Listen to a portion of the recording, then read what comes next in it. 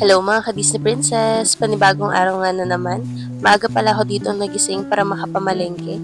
Dahil wala na laman ang ating freezer at ilang araw na rin kami nag-uulam ng itlog at mga delata. Good for 1 week lang pala yung binili kong ulam para hindi tumatagal sa ref.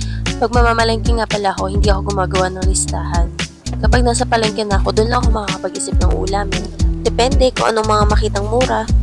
Isa din to sa mga magagandang problema bilang isang Disney Princess Mom ang mag-isip ng ulam araw-araw. Magandang problema kasi hindi ka na maghahanap ng pambili. Mag-iisip ka na lang kung anong lutong gagawin mo.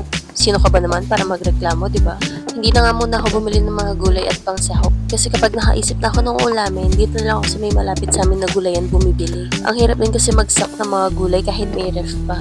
And as a Disney Princess Mom na hindi mahilig sa gulay, minsan pala pag namamalengke ako, tumatagal din to ng 2 weeks. Apat lang naman kasi kami sa bahay, si Mama, si Bert, tapos si Jillian at ako. Hindi rin naman kami malakas sa ulam, si Jillian konti lang kumain, tapos ako tinatry ko nang hindi kumain sa gabi. Si Mama naman, pagdating sa gabi, konti na lang din yung kinakain niya. Si Daddy lang talaga yung malakas sa ulam. Kapag nag-ulam kami ng mga karne or mga prito, sa kanya lagi yung malaking part o yung pinakamaraming piraso. Pag nagluluto pala ako ng ulam, kadalasan pang isang buong araw na. Dahil konti na lang yung kumakain sa gabi, minsan umaabot pa hanggang kinabukasan sa tanghalian. Magsasaing ka na lang tsaka iinitin mo yung ulam.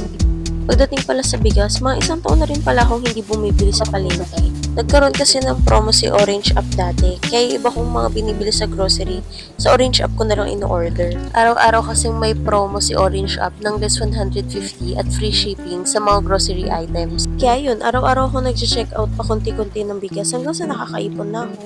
Pero ngayon, wala na yung ganong promo. Paminsan-minsan may nakakapag-live pa ng bigas pero less 50 pesos na lang. Malaking bagay din yung natipid namin ng magkakapatid. Yung bigas na tigsi 60 pesos sa palengke, pumapatak na lang ng 40 pesos per kilo pag sa Orange App nabili. Tapos nung nawala yung promo nila na yun, na-influensyahan naman ako ng ate ko na mag-download ng Blue App. Tapos makakaipon ka ng coins na pwede mong magamit pang less na mga bibilin mong item. At doon naman ulit ako nag-grocery. Ang laki kasi ng nalilis ng mga coins lalo na sa mga grocery items. At bilang Disney Princess Mom na mahilig talaga sa mga discounts and promo, ang laki din talaga ng natipid ko. Pero minsan di ko na rin talaga sure kung nakakatipid ba ako o nabubudol na lang ako. Halos araw-araw nga kami ng ate ko may delivery ng parcel. Tag-2 account ba naman yung gamit namin? Minsan nga nagtataka na yung rider. Puro bigas na pala yung nade-deliver niya sa amin. Baka magtampo na si Nescafe niyan pag tinanong kami para kanino ba kami bumabangon. Syempre para i-receive yung mga parcel namin. Sana nga ngayon magkaroon ulit ng maraming discounts dahil magpapasok na yung mga bata.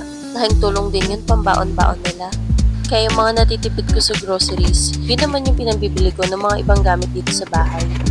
Syempre nagsisimula pa lang yung buhay natin as Disney Princess Mom. Hindi pa tayo nakatira sa palasyo.